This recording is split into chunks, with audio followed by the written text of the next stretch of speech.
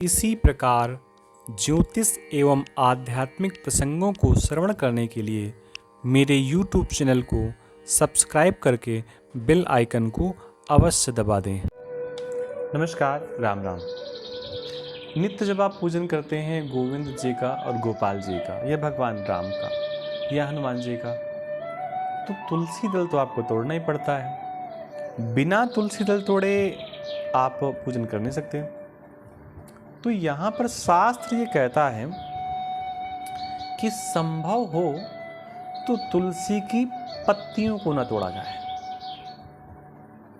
ऊपर का जो गुच्छा होता है जिसको मंजरी कहते हैं, या ऊपर का जो सीधे होता है, तो आप वैसे तोड़ें। एक बात और भी है, जैसे मैंने तोड़ना कहा है, तो तुलसी के पत्तों को तोड़ा नहीं जाता। ऐसा बोलते हैं शास्त्र की भाषा में कि तुलसी दल चयन या तुलसी दल उतारना। मैंने जानबूझ करके तोड़ना इसलिए कहा ताकि उस चीज़ को मैं आपको समझा सकूं। तो तुलसी दल का चयन किया जाता है या तुलसी दल उतारा जाता है, इस चीज़ को आप ध्यान रखें। अच्छा, एक चीज़ और भी है, जब आप तुलसी दल उतारें तो आप उसको प्रणाम कर लें, तुलसी के विरुवा को। मंत्र तो यहाँ पर बहुत सारे हैं तुलसी जी को प्रणाम करने के, लेकिन इस मंत्र का एक ही मतलब है कि मैं तुलसी को प्रणाम करता हूँ, या केशव प्रिया, केशव कहते हैं भगवान कृष्ण को, मैं उनको प्रणाम करता हूँ, और केशवर्यार्थे मैं उन्हीं के लिए ले जा रहा हूँ। मैं केशव की प्रिया को प्रणाम करता हूँ, और आपसे जो मैं चयन कर रहा हूँ वो केशव को ही ले जा रहा हूँ। देखिए, वैसे बहुत सारे नियम है तुलसी न तोड़ने के, लेकिन कुछ नियमों का आप पालन कर सकते हैं। उसमें से कुछ नियम ये हैं कि मंगल, शुक्रवार और रविवार, इन 3 दिनों में संभव हो तो तुलसी दल का चयन ना करें। मंगलवार, रविवार और शुक्रवार।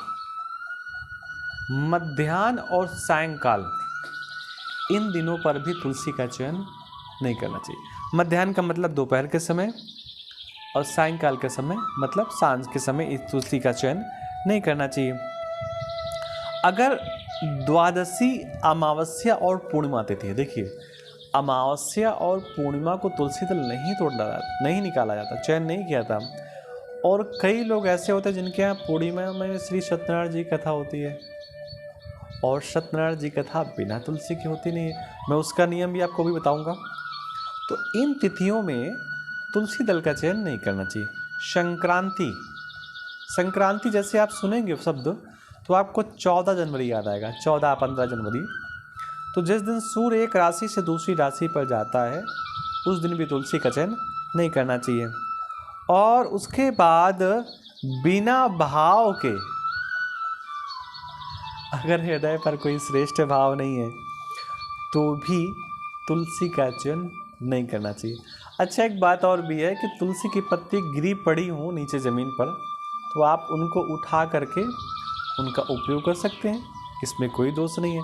अगर पहले से तुलसी आपने घर पे रखी हैं तो आप उनसे भी भगवान का पूजन कर सकते हैं।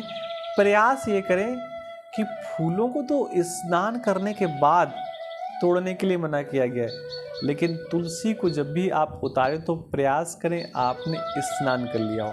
ये हमने बहुत सारे नियम बताए, लेकिन शास्त्र इन सारे नियमों के बाद थोड़ी सी यहाँ पर आपको और हमें छूट देता है।